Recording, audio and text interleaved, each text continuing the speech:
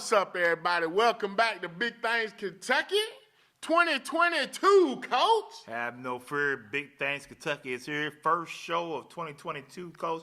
We took a little break, get ourselves together. Well, I took a long break. Hey. Took a little break, get yourself together. So we Yes, back sir. in it. Coach TB won't be joining us today, but we got a full show, Coach. We got Jared Peck from Herald Leader Prep Yes, sir. to get us started in the basketball season. Coach, man, yeah, we talked to Jared before we run the interview. Just real quick, as the season is starting, man, anybody or anything caught your eye so far? And GRC is the truth. Samuel Perez, Taste Creek transfer. My guy Jerome Jet Morton, and that little guard they got is the truth. He's a little spitfire. That guy, hey man, a good point guard can make everything look good. And he handles the ball. He's not afraid. I watched him against Ballard, and Coach, he was impressive. He really carried the load. He didn't care how good Ballard was. That was a big win for them. That was a huge win. Early season win. Huge win against them, and they also beat Reed Shepard's team as well. So, hey, GRC like that, the truth. Now, in the city, man, is anybody, I think right now, everybody's kind of on the same level. We've had some transfers, Douglas, we got new coaches and everything. Is there anybody catching your eye in the city right now, or is it still kind of a mush pit? To be honest, I haven't checked that much of the city, but like I said, I keep up with Lavelle Martin, a lot of stuff he does, and watching Douglas. I think Douglas is probably the team to beat in the city. They're pretty impressive. A lot of talent over there. And think about it, they're young, too. Mm-hmm. They're young. They got the Newsom kid, and then you got the Kai. Kai's nice. Kai's nice. I like him.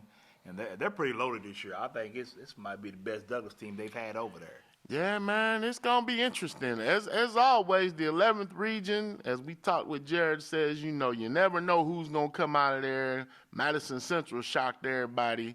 So, if anything, it's going to be fun. But here's our interview with Jared Peck to get us ready for basketball. All right, as we get ready for basketball season, of course, we had to check in with our man, Mr. Herald Leader Preps, Jared Peck.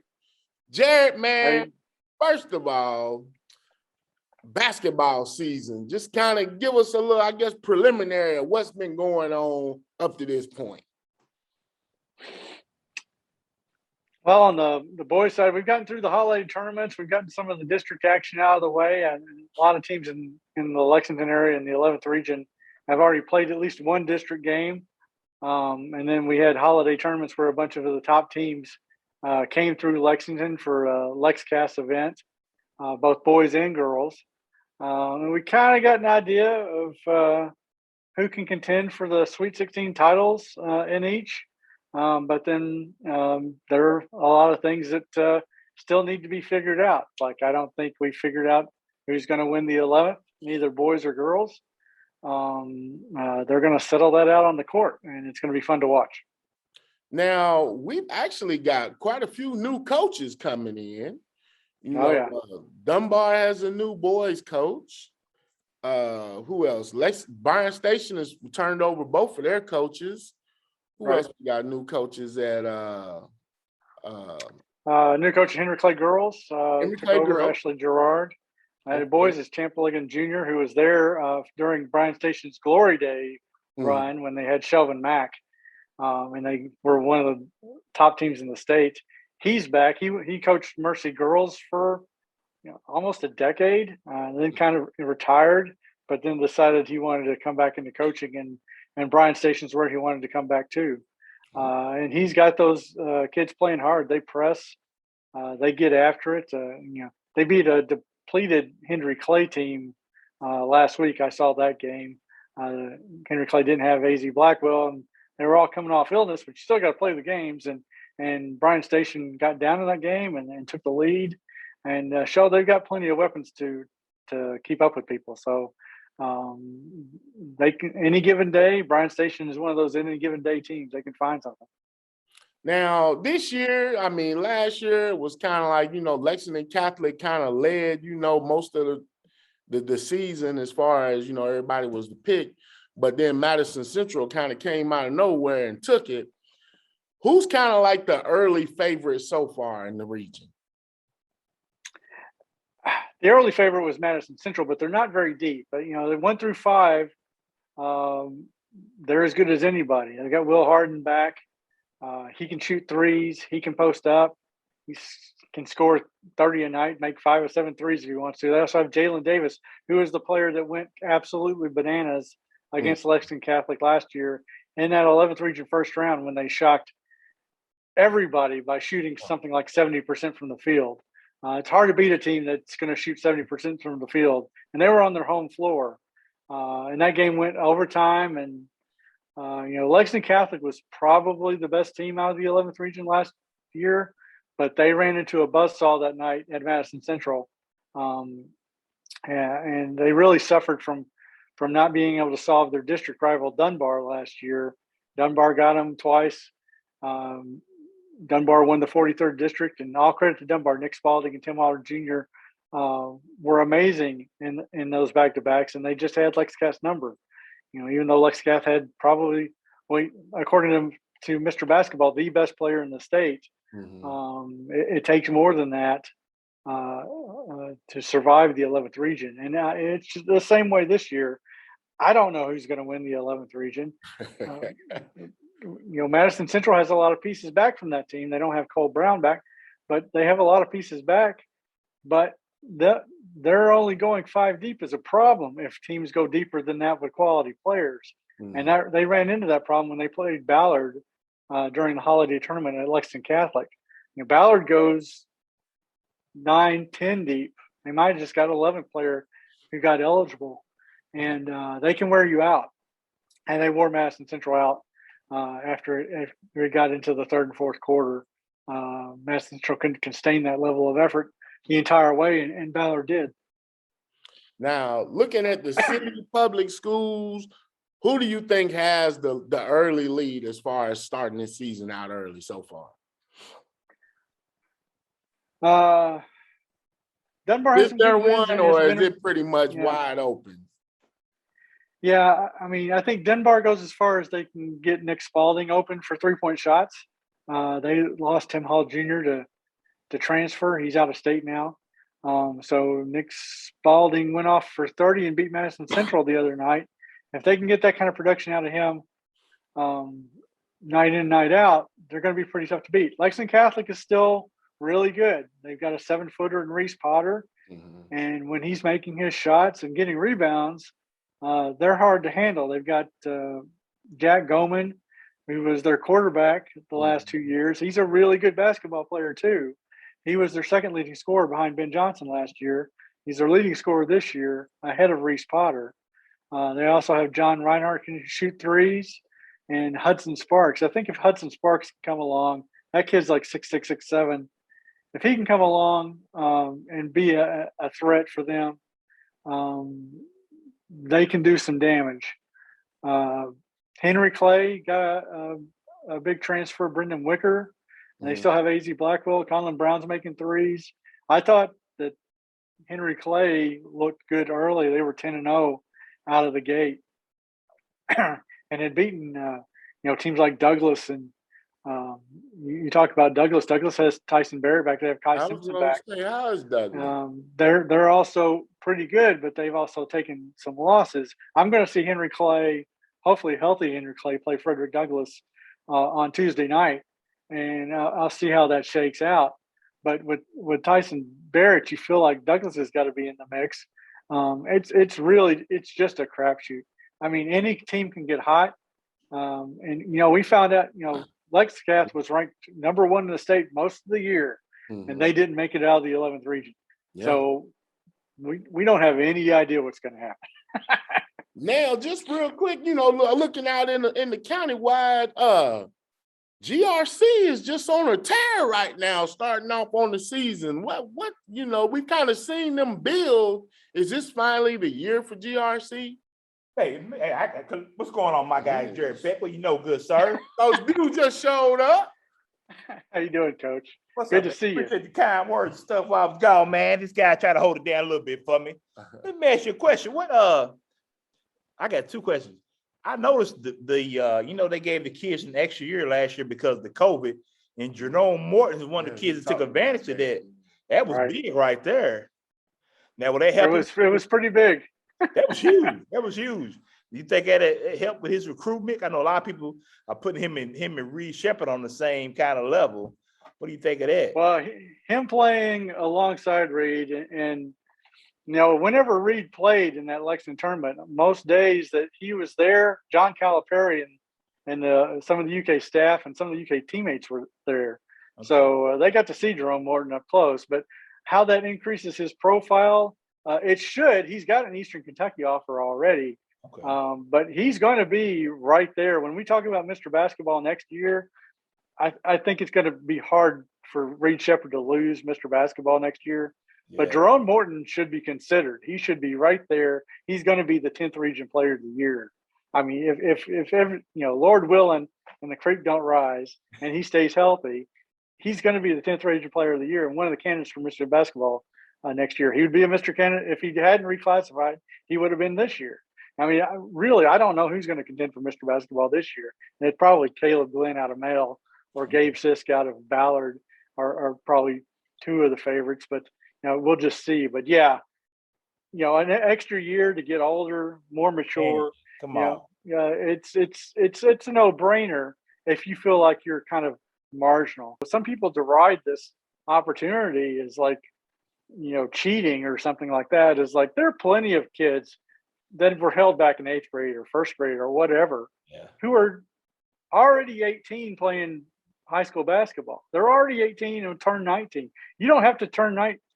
You're not forbidden from playing high school until you turn 19 on August. If you turn 19 before August 1st, you can't play high school sports. But if you turn 19 after August 1st, you're good to go. Well, GRC did beat a number 1 Ballard team in the Lexington Catholic tournament. And that made them the number 1. They're my number 1 vote. They also played North Laurel during that, and we know who North Laurel has. They have Reed Shepherd. Reed Shepherd went for 50 against PRP in that tournament. If George Rogers Clark can sustain the level of ability they showed against Ballard, because Ballard is the team to beat. Now, just looking at the girls' side of things, again, we kind of had a favorite going in. Dunbar was the team to beat, and they came up short last season. Is there anybody as a favorite this season, or is it kind of like on the boys' side, just wide open again? I think Franklin County still got it, even though they lost Miss Basketball Brooklyn Miles. Nevaeh Carter's running the point now. Patience Laster is an exceptional player. Oh. She can shoot threes. Jasmine Chambers is back from an ACL injury. They got a three-point shooter, and I think Ritterkoff is her name. But they feel like a little too much for Lexington's teams. Lexington has Lafayette. Lafayette was in the 11th region finals last year against Franklin County. They should have played better in that game. They lost big, but I think once they've settled down into the game, they played better in that game, but it was already too big a deficit to make up. But they showed what they could do. The problem for Lafayette is I think they've lost Lauren Walton to injury. He's a big three-point shooter. He's a very streaky three-point shooter who can hit a lot in a row. But they have Anea Brown, who's going to UT Martin. She's the best player in the region. I mean, not just the best player in the city. She's the best player in the region. She's exceptional. She's got height. She can create her own. She can post up. She's an exceptional player. But I worry about injuries. I mean, Henry Clay upset Lafayette last night, and I think Anea Brown was out. It's probably just illness, seasonal illness, but I don't know exactly why she was out. But then not having Walton went down in the second week of the season, and that's a huge loss. The senior, she just committed to Midway. She announced her commitment to Midway yesterday. So, she's going to come back at some point. I just don't know if it's going to be this season or not. I'll find that out Friday. They play Tates Creek on Friday, which was the big surprise last year when Tates Creek won the 43rd district from Lafayette after not knowing what they were doing all season.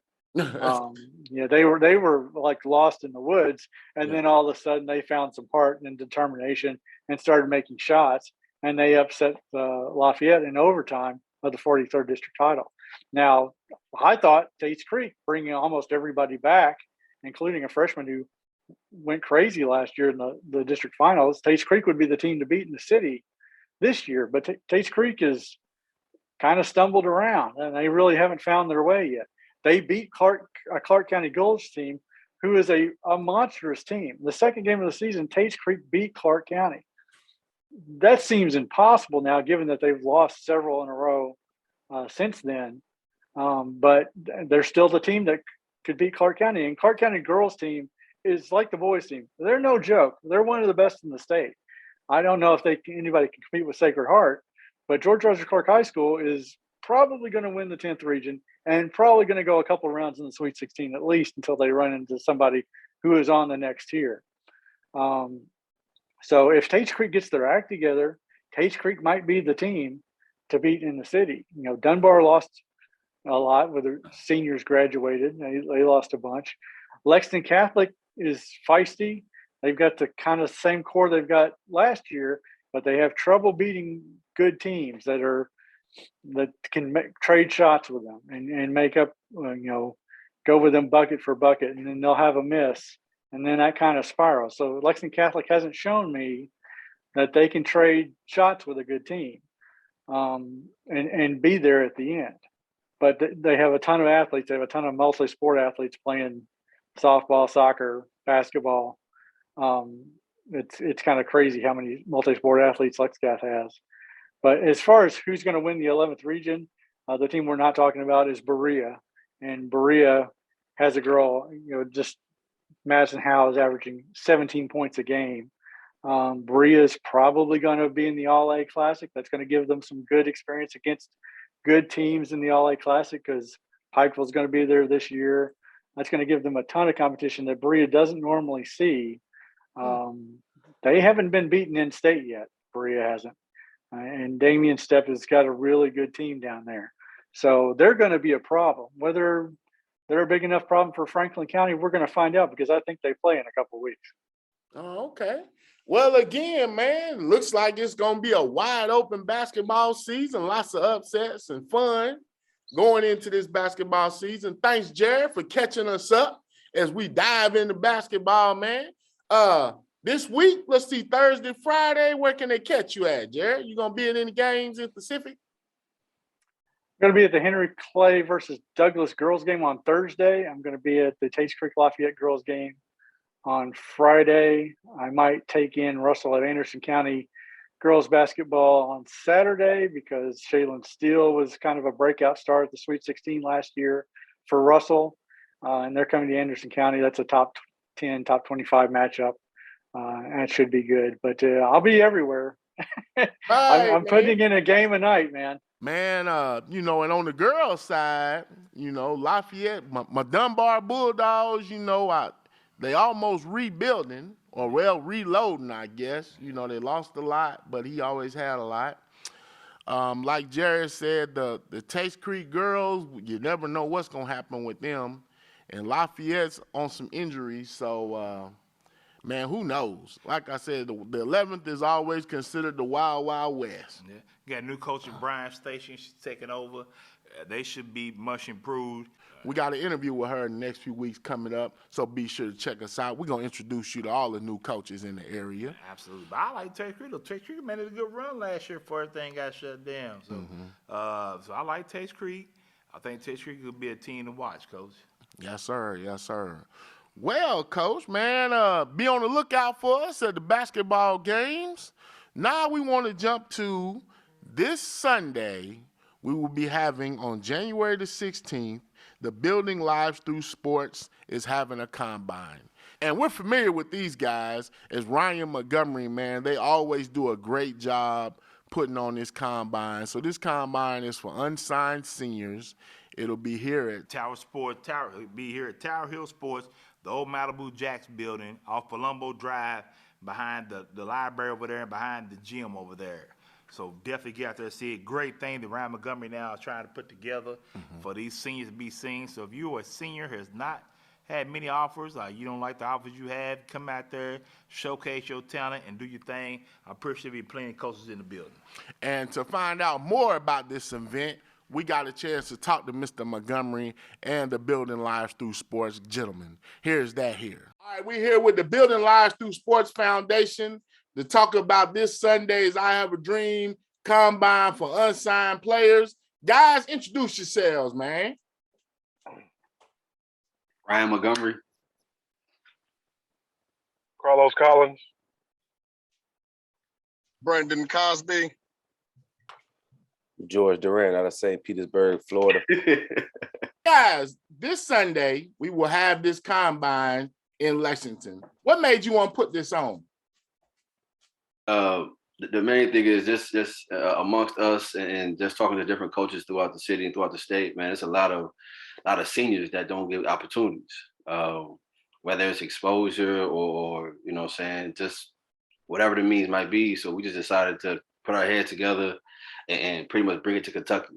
For the last few years, we traveled to Ohio for things like this, and we traveled to Michigan for things like this. So, you know what I'm saying, why travel? We can put it in our own backyard. The last one we were at that you guys had was at K-State. I mean, I say that was a huge success, man, that y'all did. A great combine. Lots of kids showed up. Lots of kids that are on the all-state team and all big, you know, all these great athletes were at this camp in this central Kentucky area. So I appreciate what y'all doing, and I'm looking forward to a great turnout this Sunday. Now, you all, man, Los, Ryan, and Coach Durant, I know you all have touched in a lot of kids, a lot of youth in Louisville and surrounding counties, as far as training, as far as doing 7-on-7. What do you tell a young man who's down the dumps, like he hasn't got that big D1 offer yet, or maybe only seeing small schools? What do you tell that young man? Well, can I answer this one? Because that D1 thing right now, because of the portal, yeah, man, some of these kids need to lower their standards. I'm just going to take, because I didn't talk to a couple of coaches to where right now they're telling you they're only recruiting out of the portal. Because you got high school, we just doing it because we love the game. But college level, that's their livelihood. So some of those kids that's got this D1 mentality, if you got an offer, you might as well go ahead and take it right then and there, because if you wait, one of them portal kids might go ahead and steal your offer. Then you're going to be humble. I guess the big thing is, man, as far as this showcase coming up this Sunday, is there anything that athletes need to know, or, you know, something you're trying to do? I understand it was also like a clothing drive or something going on with this as well. Yeah, so the main thing about the showcase, man, is we want all the senior athletes to make sure they bring their transcripts with them. A lot of these guys, we don't understand how much time that cuts out when a college coach walks up to you and asks you a certain question about how you doing or who you are, what school you go to. Because right now, like Durant said, it's decision-making time. You know what I'm saying? So if your grades are in order, you can pretty much, you know what I'm saying, commit, if you want to put it that way, to a situation, to a school right on the spot. You know what I mean? Because they know what the academic standards are, what they need as far as the GPAs and stuff like that. And so once you walk into the building, and you had your transcript, if that coach get to asking questions about you after you perform well or why you performing well, you know what I'm saying, if you like what he's saying and you've already visited the school, so on and so forth, you know what I'm saying, what you waiting on? You know what I mean? You have the grades and so on and so forth to move forward. Besides that, as always, when we have our showcase, we want the guys to bring a positive attitude and an open mind. You know what I'm saying? You're asked to come out here and showcase your skill sets and everything like that. Some of your reps are going to go well, some of them aren't. But the biggest thing is, though, stay positive and just keep going, because you never know who's watching. You know, we have a list of schools who have committed to come, and you know what I'm saying, and if they come, if they don't come, it really shouldn't matter, because we're going to do our best to pretty much give you the exposure that you need and you deserve. But if these schools do show up, all of them show up, you know what I'm saying, like, come out there and be positive, because if you have a bad rep, they're not going to sit there and write you off. They drove whatever many minutes, whatever many hours to come here and watch you perform. And so, and as far as the clothing drive, this is pretty much piggybacking off of Brandon Cosby, what he does on a year in and year out basis, and something that we kind of like joined in on. But everybody's not blind to what happened down in West Kentucky, you know what I'm saying? Those cities out that area and stuff like that. And so, you know what I mean? Yes, this weekend is about the showcase. It's about helping these young men get the exposure and everything like that. But one thing that we don't want is to forget about those that may be less fortunate, you know what I'm saying? Not because of financial issues, but just because of, you know, Mother Nature. What we want to do is we're going to have, you know, 3 or 4 big trash cans, and we just ask people to bring stuff. You know what I'm saying? Bring shirts, you know what I'm saying? Stuff like that. And it just pretty much come in, drop it off. You know what I mean? Even if you aren't participating in the showcase or you don't have a son or a nephew or a cousin, whatever, participating, use Tower Hill Sports on Sunday from 10 to 1 p.m. as a drop-off location. Like I said, everybody on this call right now knows what Sunday is really, really all about and understands what we're trying to do. But at the same time, I mean, we human. You know what I'm saying? So moving forward and blessing others is what we about. All right, so this showcase will be Sunday. Make sure y'all show up. We're gonna be there live. Make sure you bring clothes if you want to do anything like that. We will be broadcasting live on Facebook and our platforms. Make sure you check these guys out. Building lives through sports. Guys, anything you got before we close out? I'm gonna tell you, this is not a money grab. This is a come on and quit being a slept on underdog. So everybody think that this is a money grab. I'm gonna go ahead and say it. This is not a money grab. This is you're not an underdog. You're not slept on. Only reason you're slept on is because you don't want to come and put this work in. Hey, well said, Coach. Well said. Appreciate you guys. Sure. Appreciate Be you. blessed, man. Thank y'all, man. Take care, man. Yeah. All right. All right, man. Great interview with those guys. And like I said, man, one thing, I love what they're trying to do. You know, they do their college tours, they do their combines. They're all about trying to get these kids here recognized and getting them somewhere, getting them out of here. So keep doing what you're doing, Montgomery and crew. And we always will support them, man, because in a way, we're trying to do the same thing, give our kids a platform to be seen. We follow a lot of coaches on Twitter. We retweet a lot of things. Kids get offers. I think it's important to try to showcase our kids and give our kids a chance here in the Lexington area because there's a lot of talent I think people are sleeping on. And we will be live streaming from this event. So, coaches, if you're going to be there, stop by and holler at us. We'll get you an interview. You know, players, man, same thing. Hopefully we'll see some of our big things players there repping, doing big things. Coach, man, another good start for 2022. Hey, 2022 to the moon, baby. Big things, Kentucky. That's what we doing. We winning, we riding, Coach. Always. As always, there's Be a Living Donor. I'm Coach Bew. Said it for my guy, Coach TB. Coach Truck, anything else? Peace.